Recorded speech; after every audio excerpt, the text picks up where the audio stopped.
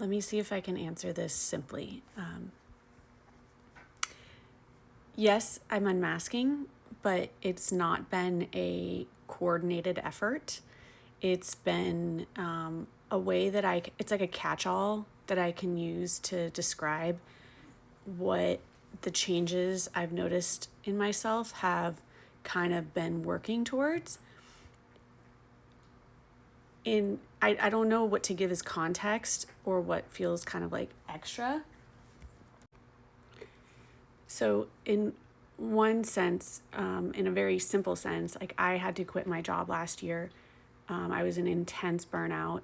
I am a single parent of a toddler, and I became a single parent in the past year. I divorced from my husband, and I have also just lost my entire like support system. And this was prompted by my realization that I was autistic, and in my attempts to accommodate that had really shifted my life. So I'm an artist, and I was teaching art, but the way that I've been able to kind of structure my life is to develop projects. And once I started to try to do that, I realized how ill-equipped I was to do that. A lot of executive functioning issues were things that I dealt with, and there's a lot of trauma that I've been working through that really diminished my like capacity to, I don't know, even keep like a cohesive thread of like, what am I doing? Also, self-care tasks became nearly impossible. So part of this process in the past year, I quit my job a year ago, has been to create a way of connecting to like daily maintenance that doesn't feel so shame-filled, because the ways that I used to do things were mostly based on like how I was told I was supposed to. And so the more I've been able to kind of pay attention and notice my own like habits and tendencies and rhythms, the more I've been able to accommodate them. And that's like the biggest word here is accommodate. It's like identifying what parts of me have not been like looked at and seen for what they really are.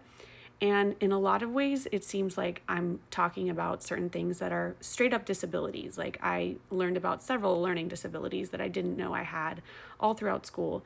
And once I can recognize that, like what I talked about in that video was like my ADHD kind of just getting distracted and bouncing from task to task. Like the old me would have never allowed this. And the new me is not only learning how to allow it, but also how to support it.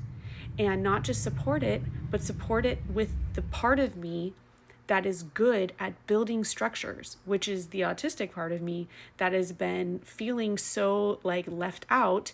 And generally when my autistic side gets left out, they like to research. So that's the side of me that gets really analytical and overthinks and gets anxious. And it's almost like I'm really glad that I had the true crime like genre to throw myself into for the past 15 years, because that took care of a lot of my like energy that my like thinking side of me really needed to have an outlet for. So yeah, it's unmasking. It's like discovering mostly just like how I function and how to not just like be okay with it and not to just tolerate it, but to like build my life around that so that I can flow. Like I'm looking to achieve flow here.